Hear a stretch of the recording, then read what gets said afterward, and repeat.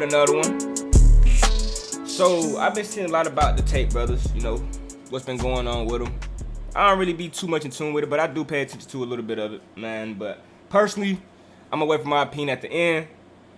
But Vice just released something called, it's an exclusive interview, Woman Alleged Sexual and Physical Abuse by Andrew Tate. So this video gonna have some evidence on why they might be locked up right now, I'm assuming. So let's see what Vice drops. Y'all know big media tech, man. Y'all know how things go with them. So let me make sure everything's straight, everything kosher, everything pickled. You know what I'm saying? So you have to hear everything. Let's edit on the glow. Alright. Let's get right into it. The following is an excerpt from an interview with Sally, her name withheld in order to protect her identity. Why would she want to hold her identity back? Sally was approached by Andrew when she was 20. Due to fears of harassment from his fan base, she's withholding her real name.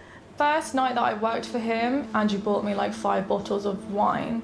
So I got completely drunk because I'd never done webcam work. So I was very, very nervous. Then that night, we were just sitting on the bed and Andrew punched me in my arm. I went to the bathroom and cried. I'm sorry. That's wrong. If this woman allegedly really did get punched by Andrew Tate, that's all bad. My bad for laughing. Sound like cap to me though, but we gonna continue. It really, really hurt to have someone. Like, why she laughing too, bro? Someone just hit me in the arm for no reason. I was very confused. Sorry. Oh. Sorry, I don't want to cry. It's okay. So then when I came out of the bathroom, he was super, super nice. Like, from what I remember, Andrew didn't have any alcohol at all. It was literally just me. That night we cuddled and we ended up having sex and I was really, really drunk. That was my first night. Then it was kind of like every single night I would work. But as soon as he handed me my money, I soon forgot about him hitting me and everything else. And it was just like, wow, I've got all this money now. Like, he would just pay me a flat fee of £15 an hour, which back then was fantastic. I was making £5 an hour at my 9-to-5 job. But when you look at the money that I was actually bringing in, it just doesn't even scratch the surface. Were there any other instances where there was physical abuse? Yeah, so when we moved into the big... So you agreed to $15 an hour. You liked him because y'all was dating. Now I do understand that if you're getting chumped off, that is illegal. Whether he told you something and he didn't give it to you is I consider that illegal. You know what I'm saying? He's stealing from you. But if you agree to those terms, whether you're getting hit or not, man, I don't know. That's when more girls started coming into the apartment to work for Andrew. And that's when I just witnessed so much, like, verbal, physical, not just to me, but the other women involved. And it just got worse over time. Andrew would call us lazy hoes. I saw him smack girls with a belt because she wanted a lion. He used to, strangle us as well.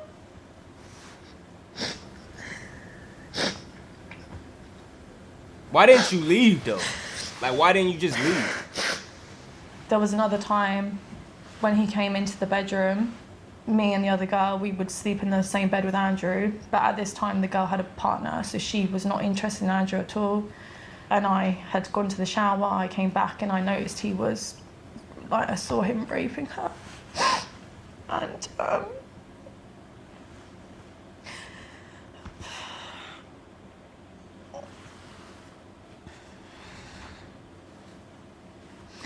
when he threatened to beat me up in the bathroom, and he said, oh, I don't give a fuck if you call the police, I'm gonna beat the shit out of you.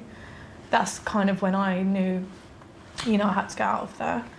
I stopped working for Andrew about March, April time, and I went to the police shortly after that. Nothing was done, really. They didn't take me in for questioning, they didn't interview me. The other girl that he had raped, she went to the police. And then that's when they arrested him and took him into custody for like 2 days.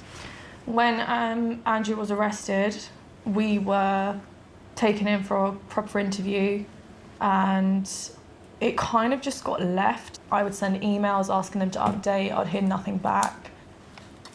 When we reached out to Hertfordshire Police about this, they had this to say.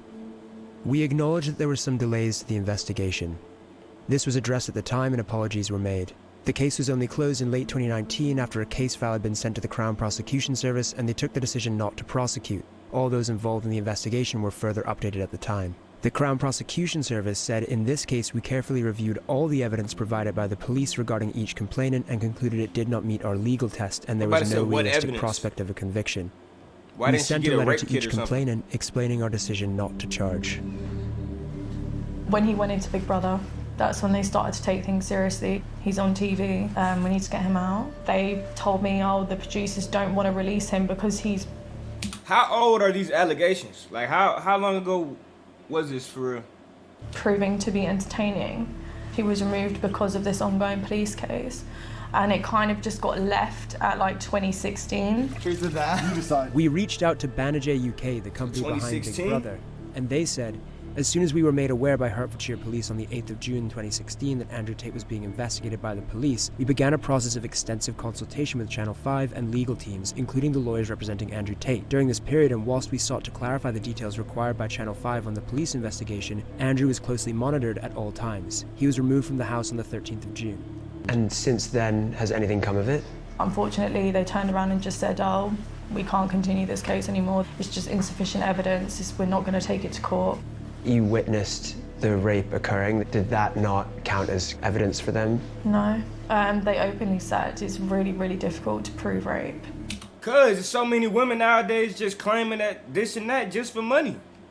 Just to hem somebody up behind bars because they don't like you or don't want to talk to you. You can't. That's not evidence from what you see. Very difficult. In the UK, only 1 in 100 reported rapes result in a charge, let alone a conviction. I think people have this perception that if you tell someone that you've been raped, that person instantly goes to prison. They don't realise that it's so hard to convict someone of rape. In a statement issued via his lawyer in Romania, Tate denied assault or rape. He said, "They wanted money because I fired them. The police understood after the investigation that I am innocent and the police found messages from the girls' phones where they were talking between themselves and planning to lie about me."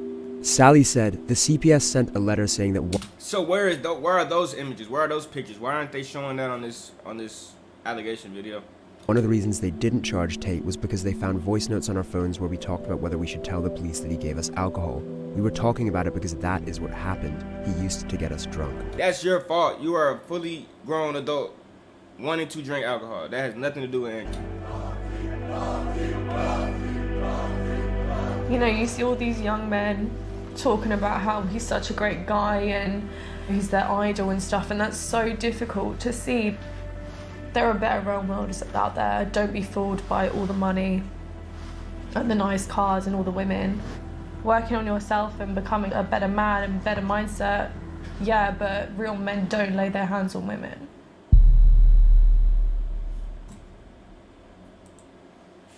What y'all think? I call cap. I stand by Andrew on this for one reason only. What you say doesn't really withhold in any type of allegations what you see or saw, right? But the fact that he claimed he was trying to fire them and they were discussing messages between each other, claiming should they tell the authorities that they had alcohol involved while they were doing what they were doing. So, I mean, like we all see already, like Tate said himself, he has 3 strikes, man. The first one, they tried to deplatform and freeze his assets. The second strike was he'd get arrested and wrongfully accused of a crime. And third is death. So this look like strike 2, man. Yeah. Let me know what y'all think. Drop a like in the comment below. Sub to me. You know, take me a long way. Yeah.